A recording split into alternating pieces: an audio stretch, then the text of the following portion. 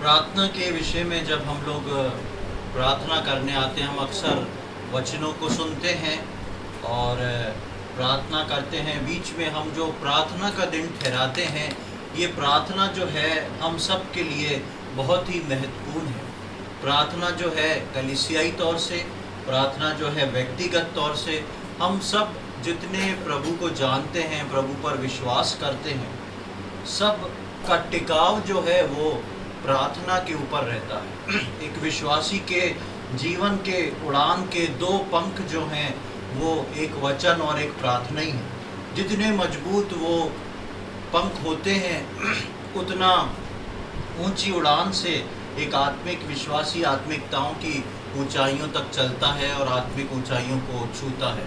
आज जिससे पहले हम प्रार्थना के लिए जाएंगे, हम परमेश्वर के वचनों से कुछ बातों को देखेंगे। मेरे साथ निकाले याकूब की पत्री, उसका 5वां अध्याय, बुक ऑफ जेम्स चैप्टर 5। याकूब की पत्री उसका 5वां अध्याय और उसकी 17वीं और 18वीं आयत को हम पढ़ेंगे। James chapter 5 verses 17 and 18।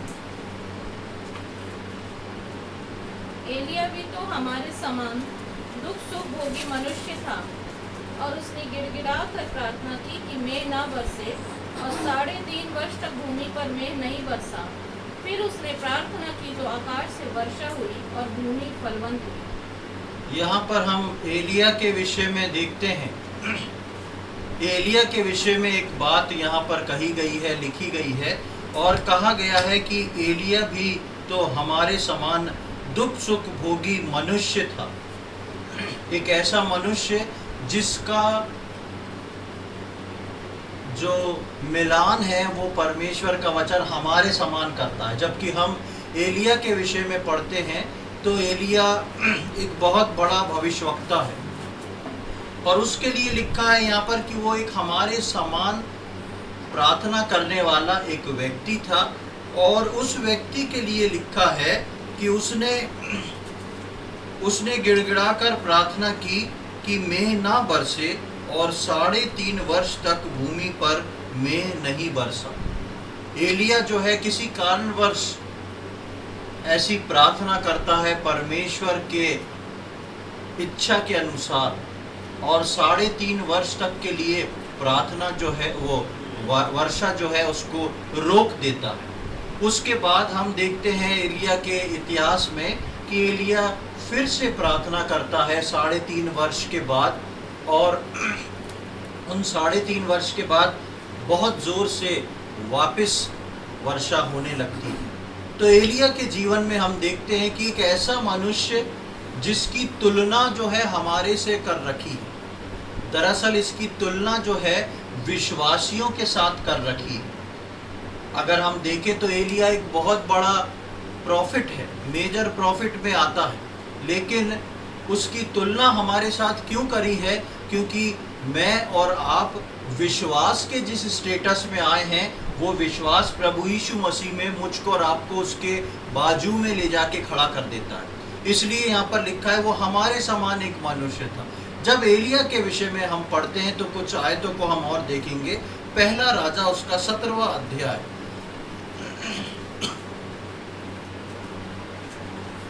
पहला राजा उसका 17वां अध्याय और उसका 21 से लेके 23 तक हम पढ़ेंगे। पहला राजा 17वां अध्याय 21 से 23।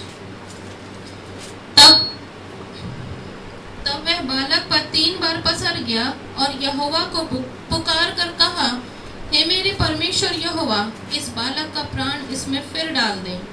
एलिया की यह बात यहोवा ने सुन ली, और बालक का प्राण उसमें फिर आ गया और वह जी उठा। तब एलिया बालक को अटारी पर से नीचे घर में ले गया, और एलिया ने यह कहकर उसकी माता के हाथ में सौंप दिया, देख तेरा बेटा जीवित है। यहाँ पर एलिया के विषय में जब अभी हमने याकूब की पत्री में एलिया के विषय में पढ़ा, और यहाँ पर जब हम आते हैं तो एलिया के विषय में दूसरी बात पढ़ते हैं। पहली बात हमने देखी कि एलिया प्रार्थना करता है और वर्षा को रोक देता है। उसके बाद एलिया प्रार्थना करता है और वर्षा दोबारा से होती है। जब उसके इतिहास में हम आते हैं पहला राजाओं की किताब में, तो वहाँ पर देखते हैं एक बच्चे के बारे में जिसके विषय में लिखा है कि वो मर चुका था, और एलिया जो है उसके लिए परमेश्वर से प्रार्थना करता। 22वीं आयत में लिखा है, इस एलिया की ये बात यहोवा ने सुन ली। 21वीं आयत में लिखा है दूसरे भाग में, हे मेरे परमेश्वर यहोवा, इस बालक का प्राण इसमें फिर डाल। एलिया जो है, जिस व्यक्ति का प्राण निकल चुका है, जिस व्यक्ति की जान निकल चुकी है, उसके विषय में एलिया प्रार्थना करता है कि परमेश्वर इस व्यक्ति का प्राण वापस मेरे को चाहिए, इस व्यक्ति का प्राण वापस आप इसमें डालिए। और हम देखते हैं कि वो बच्चा जो है वो जीवित हो जाता है और वो उसकी माँ के हाथ में जाके उसको सौंप देता है। ये एलिया का दूसरा कार्य देखते हैं। तीसरी बात एक और देखेंगे, 18वां अध्याय उसकी 36 से 39 तक। 1 Kings chapter 18 verses 36 to 39। फिर भेंट चढ़ाने के समय एलिया नबी समीप जाकर कहने लगा, हे अब्राहम, इसहाक और इज़राइल के परमेश्वर यहोवा, आज यह प्रकट कर, इज़राइल में तू ही परमेश्वर है और मैं तेरा दास हूँ, और मैंने ये सब काम तुझसे वचन पाकर किए हैं। हे यहोवा, मेरी सुन कि लोग जान ले कि हे यहोवा तू ही परमेश्वर है और तू ही उनका मन लौटा लेता है। तब यहोवा की आग आकाश से प्रकट हुई और होम बलि को लकड़ी और पत्थरों और धूलि समेत भस्म कर दिया और गड्ढे में का जल भी सुखा दिया। यह देख सब लोग मुंह के बल गिरकर बोल उठे, यहोवा ही परमेश्वर है, यहोवा ही परमेश्वर है। ये तीसरी बात हम एलिया के जीवन से देखते हैं कि एलिया ऐसा नबी था, एलिया ऐसा व्यक्ति था जो प्रार्थना करके स्वर्ग से आग नीचे गिरा सकता था। एलिया जो है, वहाँ पर आप उसका पूरा पढ़ेंगे तो आपको समझ में आ जाएगा क्या ये कारण था इसके पीछे। और एलिया जो है वर्षा होने से पहले जब वहाँ पर जाता है और वहाँ पर एक बातचीत हो जाती है कि कौन सा परमेश्वर सच्चा है, और एलिया जो है दूसरे गुट के लोगों को पहले मौका देता है। उसके बाद जो है एलिया प्रार्थना करता है और स्वर्ग से आग गिरती है और उस वेदी को जो उसने रखी थी उसको जला देती है, भस्म कर देती है। और उसको ऐसा किसी को अंधविश्वास ना हो तो वो पहले उस पर पानी डलवा देता है। वो पानी पूरा सूख जाता है, घड़ों में भरा हुआ पानी सूख जाता है और स्वर्ग से आग गिरती है। तो हम यहाँ पर 2-3 चीज़ों को देखते हैं।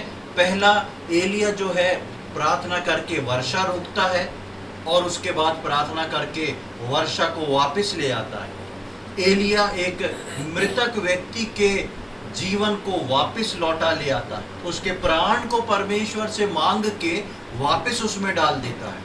एलिया जो है वो स्वर्ग से आग गिराने की प्रार्थना करके परमेश्वर की बनाई हुई वेदी के ऊपर आग गिरा के परमेश्वर के द्वारा उसको स्वीकृत करवाता है। ऐसा सामर्थी व्यक्ति था एलिया, और परमेश्वर का वचन बोलता है कि मैं और आप जो हैं एलिया के समान।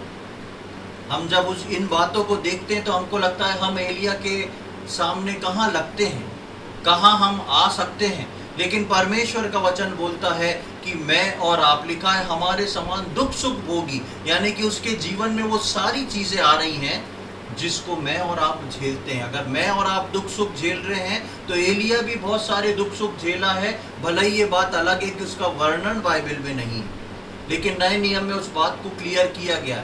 एक ऐसा व्यक्ति, a mighty man of prayer, एक प्रार्थना का ऐसा व्यक्ति जो प्रार्थना के बल पे सब कुछ कर सकता है। और यही व्यक्ति अपने उठाए जाने से पहले, यानी कि हम जानते हैं कि इस व्यक्ति को परमेश्वर ने ऊपर स्वर्ग में उठा लिया था, यही व्यक्ति अपने उठाए जाने से के कुछ समय पहले कुछ और प्रार्थना करता है। एक और प्रार्थना है जो एलिया करता है उसके स्वर्ग रोहण से पहले, और उस प्रार्थना को भी हम देखेंगे। पहला राजा 19वां अध्याय और 2 से 4 तक पढ़ेंगे।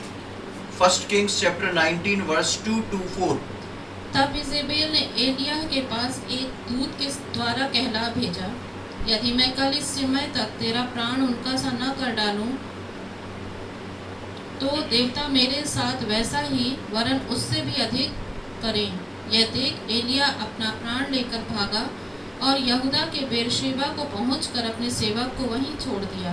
परंतु वह स्वयं जंगल में एक दिन के मार्ग पर जाकर एक झाऊ के पेड़ के तले बैठ गया।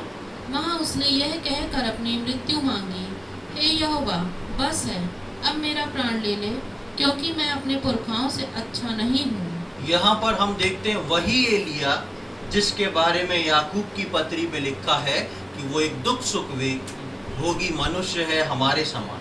यहाँ हम देखते हैं वही एलिया जो अपनी प्रार्थना करके वर्षा को रोक देता है, जो प्रार्थना करके वर्षा को 3.5 साल बाद वापस ले आता है। हम देखते हैं वो एलिया जो प्रार्थना करके मरे हुए व्यक्ति को दोबारा जिंदा कर देता है, और वही एलिया जिसके विषय में हमने पढ़ा कि वो स्वर्ग से आग को गिरा देता है प्रार्थना करके। ऐसा क्या हो जाता है इस एलिया के जीवन में, जो कि एक प्रार्थना पुरुष है, जो कि एक मेजर प्रॉफिट है बाइबल का, जो कि एक बड़ा व्यक्तित्व रखता है परमेश्वर के वचन में। ये व्यक्ति एक दिन प्रार्थना करता है, परमेश्वर मुझको मेरा ये जीवन नहीं चाहिए, मेरे इस जीवन को आप ले लें, क्योंकि मेरा जीवन बेहतर नहीं है, मैं अपने पुरखाओं के समान नहीं हूँ, या मैं जैसा सोचता हूँ, जो मेरी इच्छा थी, मैं वैसा कुछ कर नहीं पा रहा हूँ, मेरे को अब जीना नहीं है, आप मेरे प्राण को ले लें। ऐसा व्यक्ति जिसके बारे में याकूब में पहला राजा में कई स्टेप्स दिए हैं कि कैसा प्रार्थना करने वाला एक व्यक्ति था, एक सामर्थी व्यक्ति था परमेश्वर का। और हम इसको शुरुआती में जब हम पहला राजाओं की 17वीं अध्याय में पढ़ते हैं तो वहाँ पर उसका इंट्रोडक्शन है, जहाँ पर एलिया इस प्रकार बोलता है कि मैं वो हूँ जो परमेश्वर के सम्मुख खड़ा होता हूँ। वो अपना इंट्रोडक्शन ऐसा देता है। ऐसा सामर्थी व्यक्ति प्रार्थना करता है कि हे यहोवा, बस है, अब मेरा प्राण ले ले, क्योंकि मैं अपने पुरखाओं से अच्छा नहीं। वो व्यक्ति एक पेड़ के नीचे बैठता है, भागता है दुनिया से अलग, और एक पेड़ के नीचे आके बैठ के बोलता है, प्रभु मेरा प्राण आप ले लें, मैं जीना नहीं चाहता।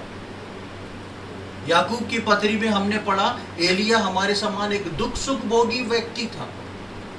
प्रियो, आज विश्वास करने वालों के जीवन में कई बार ऐसी परिस्थितियां आती हैं जहां पर एक विश्वासी अपने अंदर के मर्म और दर्द को जानता है, और जहां पर विश्वास करने वाला एक विश्वासी जो है कई बार परमेश्वर के सम्मुख जाके बोलता है, परमेश्वर अब बस हो चुका है, अब मेरी ही इच्छा नहीं कि मैं आगे बढ़ूं, अब मेरी ही इच्छा नहीं कि मैं आगे जीऊं। ये क्या है?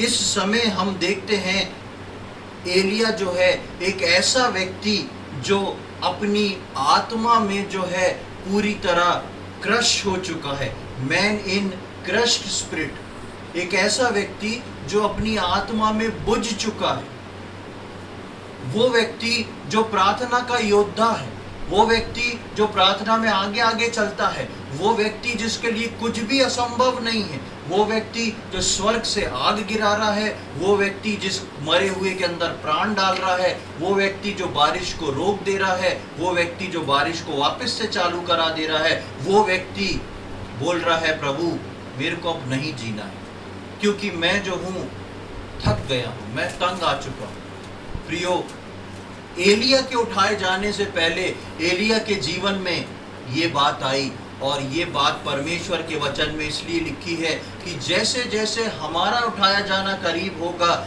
ऐसे ऐसे समयों में बहुत सारी ऐसी बातें होंगी जिसमें विश्वासी कई जगह पर ठोकर खा के एलिया के समान हो जाएंगे।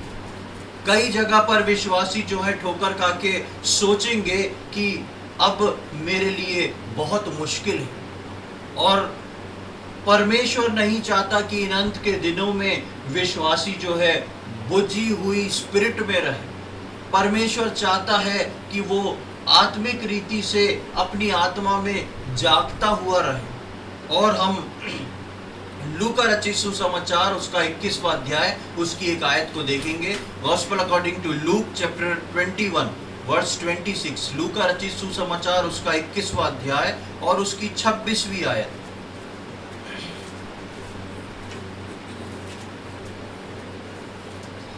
के कारण और संसार पर आने वाली घटनाओं की बाट देखते देखते लोगों के जी में जी न रहेगा। बस इतना काफी। यहाँ पर हम प्रभु यीशु मसीह के दूसरे आगमन के विषय में देखते हैं और वहां पर लिखा है भय के कारण और आने वाले घटनाओं की बाट जोते जोते लोगों के जी में जी ना रहेगा। ये जी में जी जो ना रहेगा, इसमें विश्वासियों की भी गिनती है। जब वो एक तरफ से सुन तो रहे हैं कि सारी बातें हो रही हैं प्रभु यीशु मसीह के आगमन के लिए, और दूसरी तरफ से जो चारों ओर का माहौल देख रहे हैं, जो दूसरी तरफ से वो लोग जिस परिस्थिति में फंसे हुए हैं उस बात को देख रहे हैं, तो वो लिखा है उनके जी में जी ना रहेगा। ऐसी ही कुछ परिस्थिति एलिया के जीवन में आई थी जब उसके जी में जी ना रहा था। जब इजेबेल उसके पास खबर भिजवाती है कि कल तुमको मैं मरवा डालूंगी, एलिया के लिए एक प्रार्थना काफी थी। इजेबेल को वो वहीं का वहीं शांत कर सकता था, लेकिन उन सारी प्रार्थना योद्धा होने के बाद भी एलिया को उस स्थान से भागना पड़ा। एलिया के मन में डर, एलिया के मन में घबराहट, आने वाले समय के बारे में सोच के एलिया का जी में जी ना रहा। एलिया अपने उस प्रार्थना की सामर्थ को याद नहीं रख पाया और एलिया परमेश्वर से एक नेगेटिव प्रार्थना करता है कि परमेश्वर आप मुझको उठा लें, मैं अब और जीना नहीं चाहता, मेरे को कुछ अच्छा नहीं लगता। यहाँ पर सेम ये चीज हमने लूका रचित सुसमाचार में पढ़ी। प्रभु यीशु मसीह के आगमन के समय में ठीक ऐसा होने वाला है जब विश्वासियों के भी जी में जी ना रहेगा और आने वाले समय की बाट जोते हुए और साथ ही साथ सारी परिस्थितियों में जिसमें वो व्यक्ति या वो समाज फंसा होगा, उन सब का दुख जो है भय के कारण, भय और आने वाली परिस्थितियों के कारण उनके जी में जी ना रहेगा। उनकी परिस्थितियां भी ऐसी हो जाएंगी। और मत्ती रचित सुसमाचार उसके 24वें अध्याय की 12वीं आयत पढ़ें, वहां पर भी एक बात प्रभु यीशु मसीह के आगमन के लगाव में लिखी हुई है। Gospel according to Matthew chapter 24 verse 12।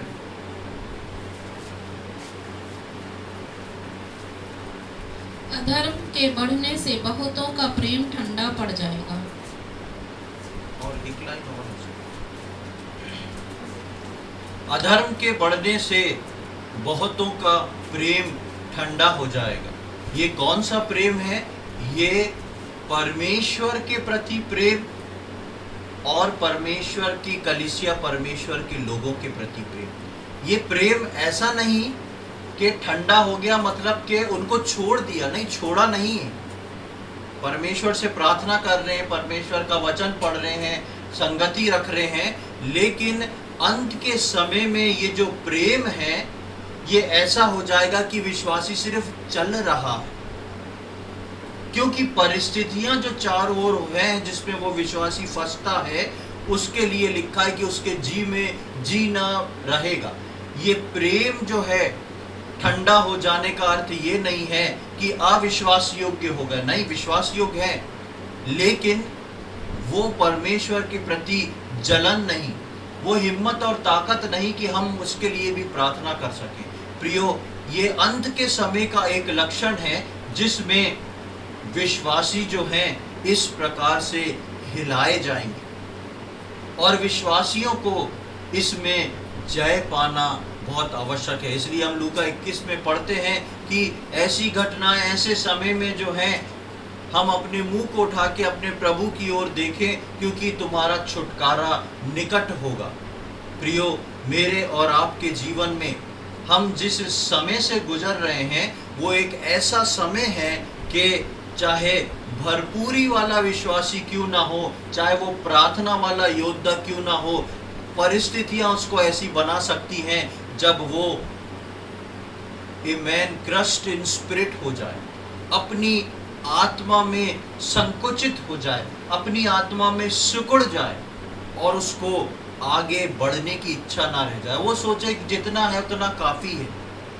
लेकिन प्रियो, परमेश्वर नहीं चाहता कि उसके लोग हों। आप एलिया के बारे में पढ़ेंगे, एलिया को परमेश्वर बुलाता है और परमेश्वर एलिया को बुला के सबसे पहला सवाल पूछता है, हे एलिया, तेरा यहाँ क्या काम है? तू जिस काम से भेजा गया था, तू जिस सामर्थ्य से भेजा गया था, तेरे को जिस काम के लिए नियुक्त किया था, तू उसको अधूरा छोड़ के चला आया है मेरे पास। और परमेश्वर वापस एलिया को भेजता है और एलिया को काम बताता है। एलिया उन कामों को करता है और जैसे ही एलिया उन कामों को करता है, परमेश्वर उसको स्वर्ग में उठा लेता है। प्रियो, मेरे और आपके जीवन में आज वो जांचने का दिन है। आज जब हम प्रार्थना करने को आए हैं, आज हम खास ऐसे विश्वासियों के लिए प्रार्थना करने जा रहे हैं जो पूरे विश्व में सब जगह पर ऐसे बहुत से गुट होंगे, ऐसे बहुत सारे विश्वासी होंगे जो इन अंत के समय में अपने मन में, अपनी आत्मा में टूट चुके होंगे, जो इन अंत के समय में अपने हियाव को खो चुके होंगे, जो इन अंत के समय में सोचते होंगे कि अब बहुत मुश्किल है। हम प्रभु का इंतजार इसलिए नहीं करें कि मुश्किलें बढ़ गई हैं, प्रभु आ जाए हमको उठा ले, लेकिन हम प्रभु का इंतजार इसलिए करें कि प्रभु, मैंने अपनी सेवा पूरी करी है, अब मैं खड़ा हूं तेरे इंतजार को, ताकि तब तू बादलों पे आए तो मैं उठाया जाऊं। हम एलिया के समान वापस ना लौटें। एक बार चेलों ने प्रभु यीशु मसीह से पूछा कि किसका फिर किसका उद्धार होना संभव है, कौन बच सकता है? प्रभु यीशु मसीह ने बोला, मनुष्य से तो ये नहीं हो सकता, लेकिन परमेश्वर से सब कुछ हो सकता है। परमेश्वर से सब कुछ संभव है। प्रियो, आज मैं और आप जिन परिस्थितियों से गुजर रहे हैं, हो सकता है हम कोई बीमारी के कारण दुखी हो चुके हों, हो सकता है हम अपनी व्यक्तिगत समस्याओं के कारण दुखी हो चुके हों, अपनी शारीरिक कमजोरी के कारण दुखी हो चुके हों, हम अपनी नौकरी के कारण दुखी हो चुके हों, हम अपने घर के अंदर के वातावरण के कारण दुखी हो चुके हों। कई चीजों में हमारी सामर्थ्य टूट रही है और हम जवाब देते, हमारा शरीर, हमारा अपना हृदय जो है रिश्तों के कारण, दूसरी चीजों के कारण जवाब दे रहा हो। लेकिन परमेश्वर आज आपको इस बात को बताता है कि परमेश्वर आपके साथ है और वो आपको एलिया के समान उठाना चाहता है अपने कार्य को पूरा करके। इसलिए हमारे लिए ये बहुत जरूरी है कि हम इस प्रार्थना में जाएं, इस रीति से हम प्रार्थना करें कि हम जो हैं ऊपर उठने से पहले हम निराशा में नहीं उठें, लेकिन परमेश्वर की सामर्थ में उठें। इसलिए याकूब की पत्री में लिखा है कि तुम इस बात का ध्यान रखो कि एलिया जो था तुम्हारे समान दुख सुख भोगी मनुष्य था। और एलिया का पूरा वृत्तांत हमारे लिए इसलिए लिखा है ताकि हम इस बातों को समझ लें।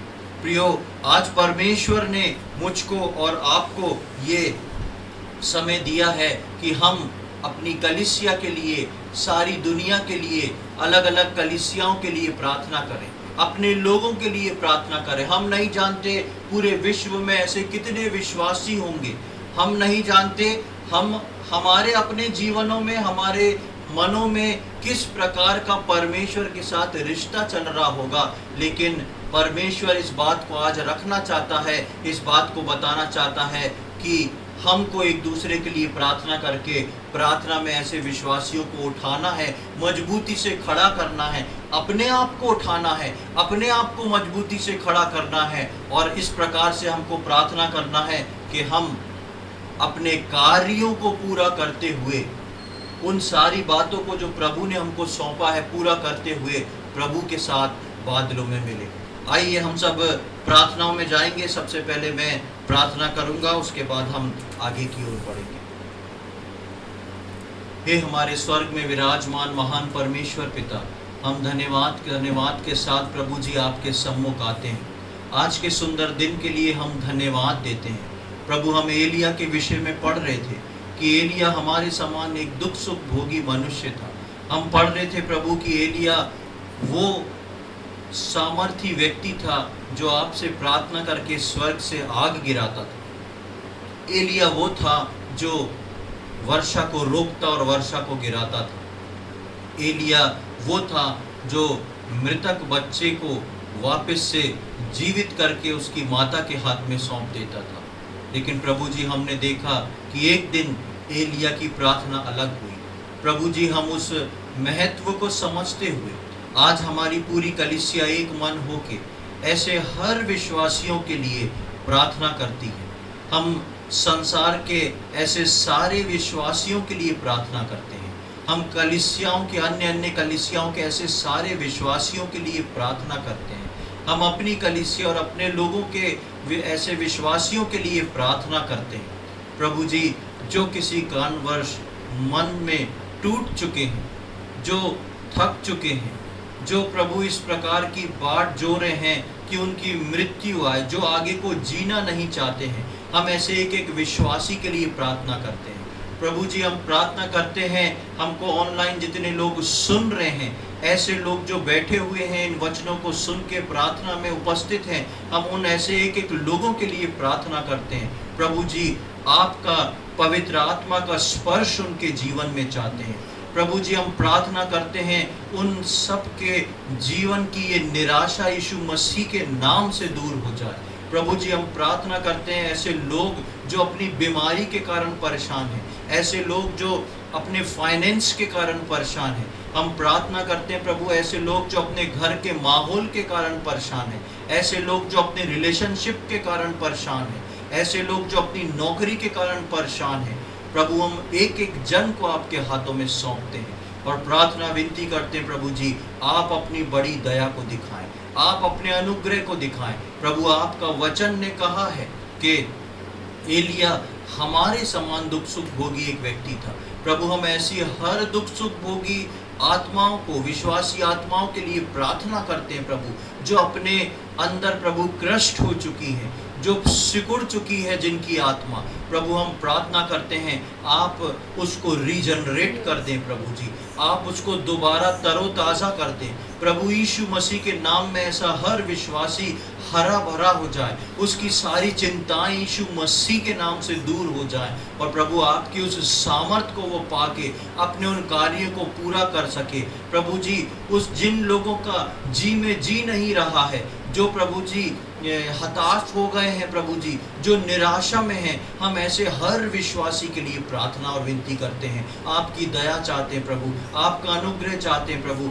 हम सब एक देह में सम्मिलित हैं प्रभु जी, हम आपकी दुल्हन की देह के अंग हैं प्रभु जी, इसलिए हम हर ऐसे अंग के लिए प्रार्थना करते हैं जो मुरझा गया है प्रभु जी, आप उसको तरोताज़ा कर दें, आप उसको हरा भरा कर दें प्रभु, और आप अपने उस मृत्युंजय की सामर्थ्य से उसको उठा के खड़ा कर दें प्रभु जी, ताकि वो विश्वासी प्रभु जी तरोताज़ा हो के प्रभु जी आपकी महिमा के लिए इस्तेमाल हो सके। वो आपका इस इंतज़ार इसलिए कर सके कि वो आपकी ठहराई हुई और दी हुई सेवा को पूरी कर चुका हो। प्रभु, ऐसे हर विश्वासी, संसार के हर विश्वासी, हर कलीसिया के ऐसे विश्वासी को हम आपके हाथों में सौंपते हैं और प्रभु हम बाकी विश्वासियों को भी आपके हाथों में सौंपते हैं कि कोई प्रभु इस निराशा के गड्ढे तक ना जाए प्रभु जी, शैतान उनको नीचे गिराने ना पाए, लेकिन प्रभु आपकी सामर्थ में प्रभु जी सब तरोताज़ा होके खड़े होते चले जाएं, ऐसी हमारी विनती प्रार्थना है। प्रभु जी, आपने हमारी प्रार्थना को सुन लिया है,